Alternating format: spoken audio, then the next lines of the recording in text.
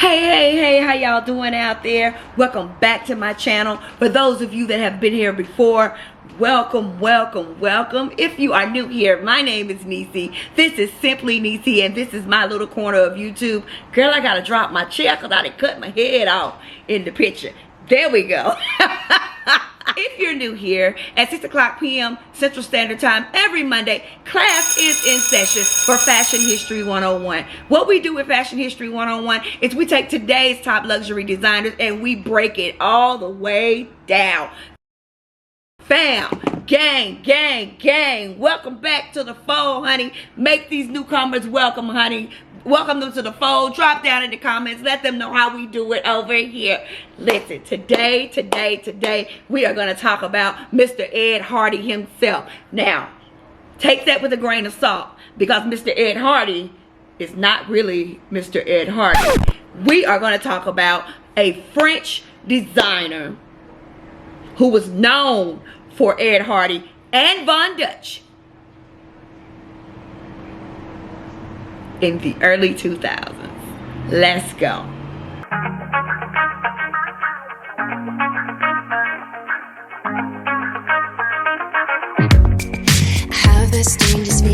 Christian Audigier was born on May 21st, 1958 in Avignon, France.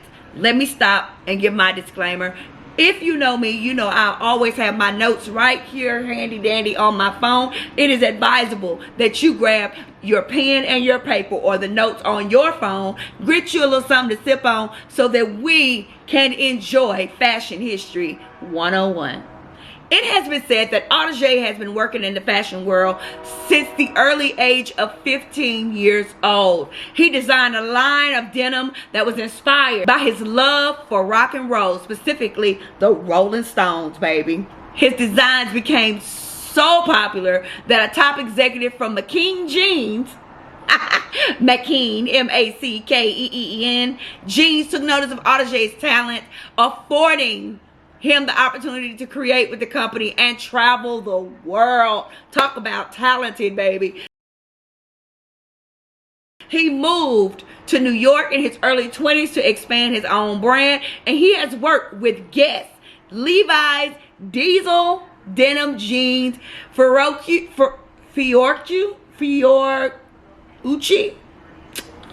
y'all know how I do, Smith, and others. Like, his portfolio is unmatched. He then moved to LA, where he would achieve most of his success as a fashion designer. After the death of artist Kenny Howard, also known as Von Dutch, in 1962, not 1962. After the death of Kenny Howard, also known as Von Dutch, in 1992, Howard's daughter sold the Von Dutch name to Ed Boswell, who then began working together with Michael Cassell and Robert Vaughn to create the Von Dutch brand. I know y'all like, who are these people?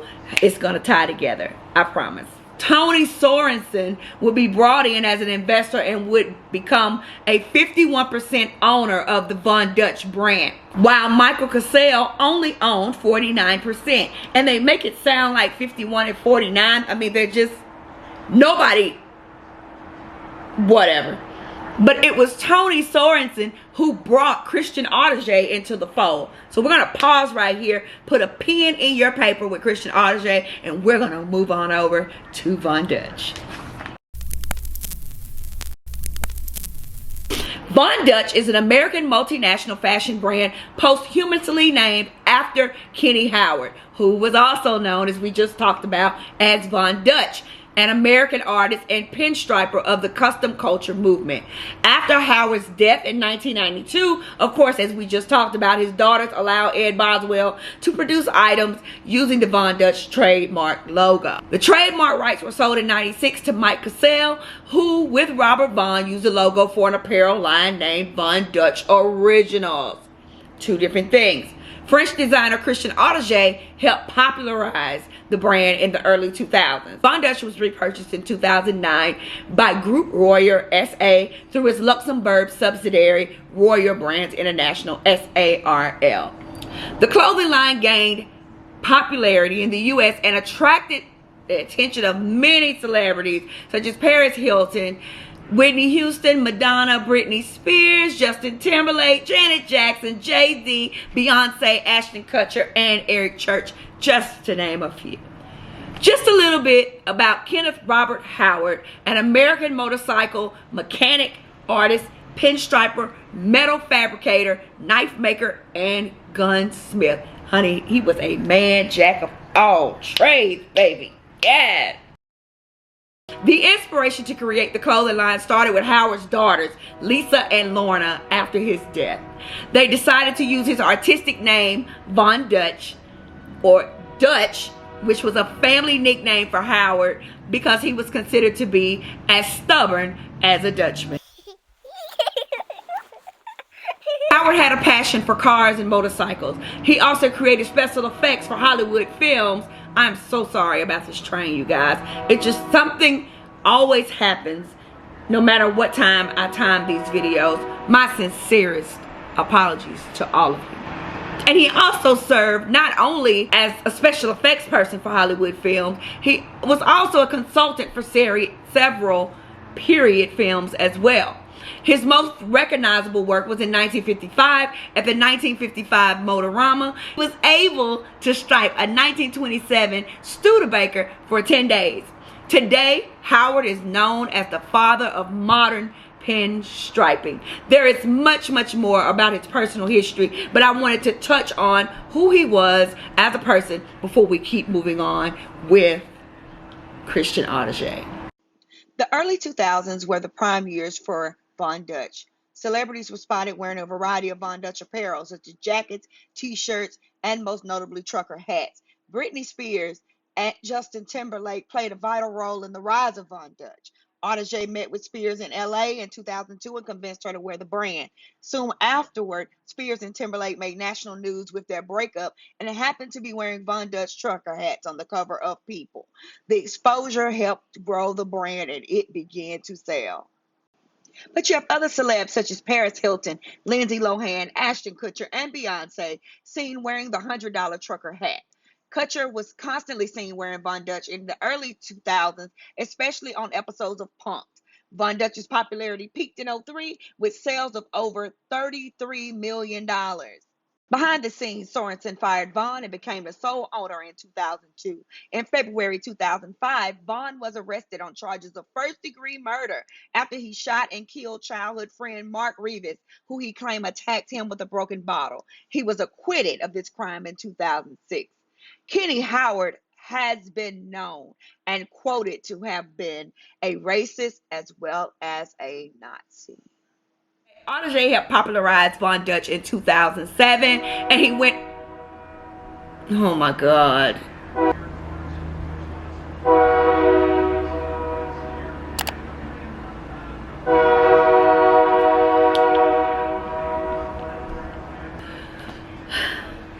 Audigier helped popularize the brand, but left on amicable terms in 2007. He went on to popularize the Ed Hardy brand and other brands, including Smet with French singer Johnny Hallyday.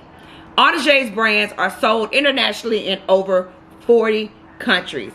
Put a pin in it right here, and we are going to discuss Mr. Don Ed Hardy.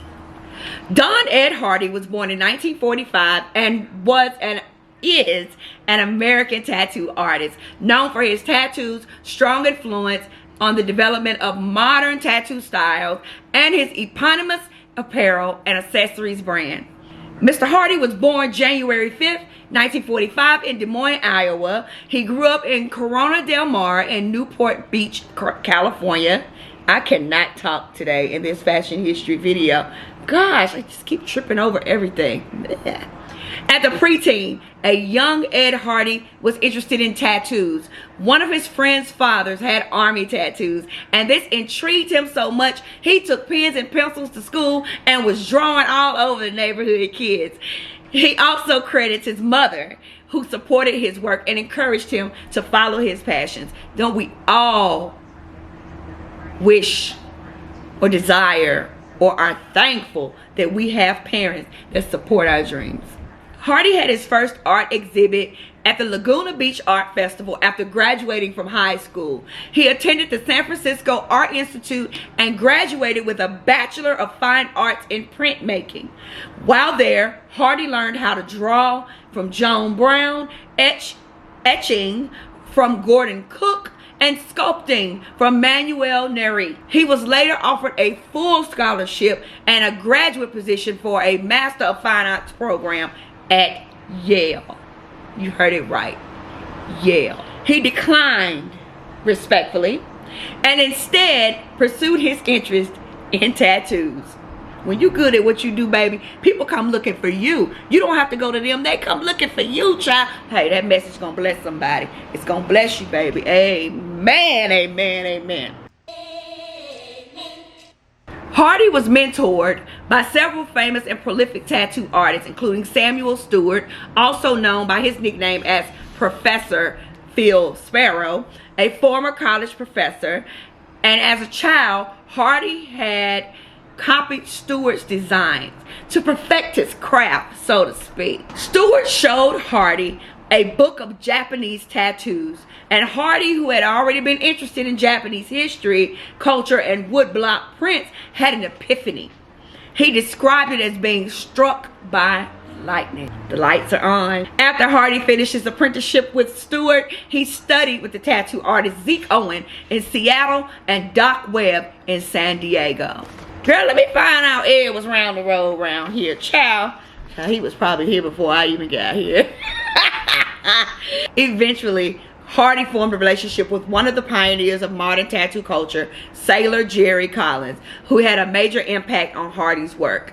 He met with and began a long correspondence with Sailor Jerry, which paved the way for an introduction to a world previously closed off to outsiders. Y'all, I am so sorry. Every time I open my mouth, the train is like right outside the window.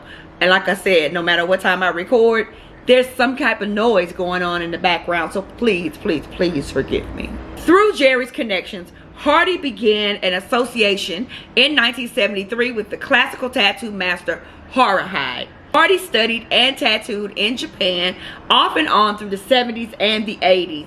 According to Hardy, his clientele at the time included bikers and Yakuza members.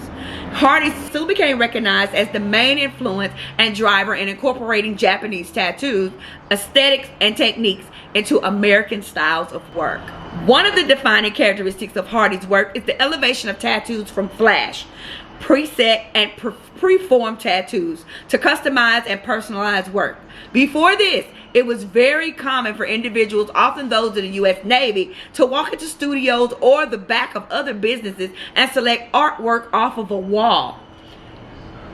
Does that seem familiar still in the 21st century?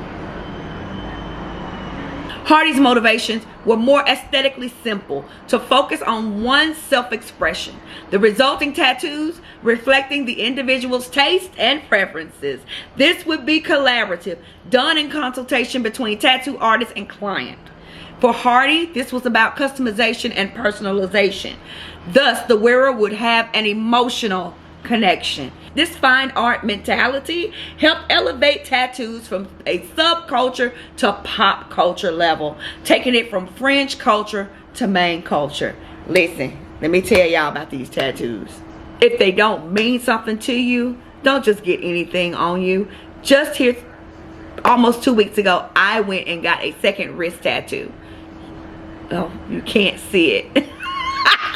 I have a total of 4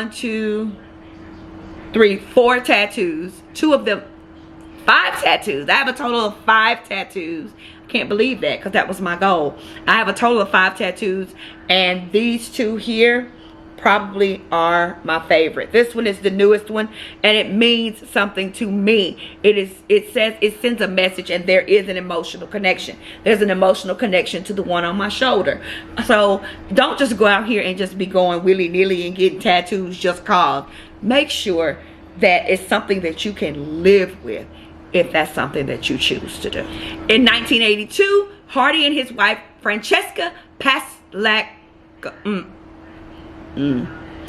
formed Hardy Marks Publications. Under this mark, they began publishing the 5-book series Tattoo Time. Hardy Marks had published more than 25 books about alternative art, including catalogs of Hardy's work and that of Sailor Jerry Collins. EEE Productions, Ed Hardy, Ed Nolte, and Ernie Carafa put together an influential tattoo convention on the Queen Mary in 1982, as well as organizing many other tattoo conventions and expos. In 2000, he was appointed by Oakland Mayor Jerry Brown to the City Cultural Arts Commission, and by 2009, Hardy had retired from tattooing. He owns Tattoo City, which is a studio in San Francisco. To tie in Christian Audigier, in the early 2000s, Hardy licensed KU USA Inc. to produce a clothing line based on his artwork. Hardy and KU USA formed Hardy Life, now Hardy Way LLC, which owns the Ed Hardy brand and trademarks. The brand has subsequently been extensively licensed, at one point having 70 sub-licenses, selling clothing, accessories, lighters, perfume, hairstyling tools, and condoms. That baby gotta keep it tight. You gotta keep it protected. Keep it protected around here. Put it on, put it on, put it on. The most famous licensee was Christian Audigier, previously of Von Dutch Originals, which marketed the imagery of Kenny Howard, aka Mr. Von Dutch himself, another noted American subculture artist. Audigier licensed the worldwide rights to the Ed Hardy brand in 2005 through his holding company, Nervous Tattoo, and employed the marketing techniques employed by Von Dutch Originals, marketing directly to celebrity clients and by opening stores in high-profile fashion districts. Ed Hardy stores were located in San Francisco, New York, Los Angeles, Boston, Seattle, Minneapolis, Honolulu, Scottsdale, Tucson, Vancouver, Dubai, Johannesburg, Kuwait, Kuala Lumpur, Bangkok, Gurgaon, I think that's wrong, but I'm gonna put it right here, Delhi, Mumbai, and Qatar. The face of the brand from 2008 was Sarah Larson.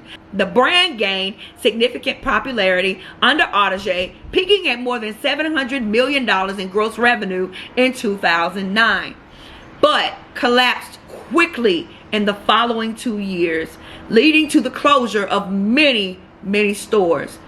Among others, the Australian sub-licensee of Ed Hardy, owned and operated by Gary Berman, entered administration and closed in 2010. Hardy blamed the collapse on creative and marketing decisions by Audigier, such as Audigier featuring his own name prominently on the branded items. On one item 14 times. 14 times compared to Hardy's one time. And prominent association with short-lived reality TV celebrity John Gosling. Following legal battles, Hardy regained control of the brand in 2010, though as part of the settlement, Nervous remained a licensee for t-shirts, hats, and hoodies. In May 2009, Iconics Brand Group announced it had acquired a 50% interest in Hardy Way LLC, the owner of the Ed Hardy brand and trademarks, which it increased to 85% in 2011, and Hardy retains a 15% minority stake. In 2018, the brand successfully relaunched in Europe, and collaborations were presented in Misguided and Illustrated People, amongst other brands that later sold via Selfridges, ASOS, and Topshop. In 2019, the brand carried out a further global collaboration with Rose in Good Faith. In 2008, Christian Audigier joined forces with a small cooperative in France. I'm going to put this here because I'm rusty on my French and I ain't trying to butcher nothing by nobody. To release a line of fine wines. That the bottles are wrapped with labels that are designed with the classic Ed Hardy designs and are done by art director and photographer Barry Sutton. Audigier was partnered along with Pure Management in a nightclub in the Treasure Island Hotel and Casino in Las Vegas. The nightclub closed in September 2010. He released a line of Ed Hardy perfumes for men and women, and in 2012 he appeared on an episode of Sweden's Next Top Model. In 2011, Audigier sold Ed Hardy to Iconic's brand management group. Audigier had 4 children, Crystal, Dylan, Rocco, and Vito. And Audigier resided in the mid-Wilshire section of Los Angeles. Along with the celebrations, we have to acknowledge the valleys in his life. Christian Audigier was diagnosed with a rare form of blood cancer in January 2015. July 10th, 2015, at Cedars-Sinai Hospital in Los Angeles, California, after lapsing into a coma, Christian Audigier passed away. He was 57 years old. If you remember Ed Hardy, the Christian Audigier and Ed Hardy thing, it was iconic. Everybody had to have an Ed Hardy piece. Many people didn't know that Christian Audigier bought into the brand, you know, to help pull it out. Many people did not know Don Ed Hardy was a real person. Lots of them didn't even know about Von Dutch, didn't even know the original story about Von Dutch. Both of these brands are re-emerging onto the scene, and there is no stopping them now. Thank you for rocking with your girl. Class is just about over. If you enjoy Fashion History 101, I ask that you drop down in the comments and let me know what you would like to see next. Which luxury brand would you like to see showcased? Also, if you're new here, go ahead and click that red subscribe button. Turn your notification bells on to all so that you're in the VIP, which is what we call the family for when these next videos drop. VIP, you know how I feel about you, loves. I love you so much, and there is nothing that you can do about it. And until next time, Fashion History 101 is every Monday night at 6 o'clock p.m. Central Standard Time, because class is always in session, baby. I will see you then. Bye. The strangest feeling, to know what to believe in. 'Cause every time you touch me, I can't control